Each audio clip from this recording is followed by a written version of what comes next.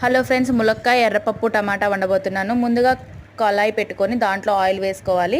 కొన్ని పోపు గింజలు వేసుకొని అవి వేగాక ముందుగా 2 టమాటాలు, 2 పచ్చిమిర్చి, 2 ఉల్లిపాయలు సన్నగా తరుక్కొని ఎర్రపప్పు నానబెట్టుకోవాలి. 4 ములక్కాయలు పొడుగా కోసుకొని చిన్న చిన్నగా అవి వేయించుకోవాలి. అవి వేగిపోయినాక ఉల్లిపాయలు, పచ్చిమిర్చి వేసుకోవాలి.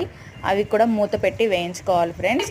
అవి వేగిపోయిన తర్వాత దాంట్లో ముందుగా నానబెట్టుకున్న ఎర్రపప్పు వేసి వాటర్ లేకుండా వేసుకొని వేయించుకోవాలి.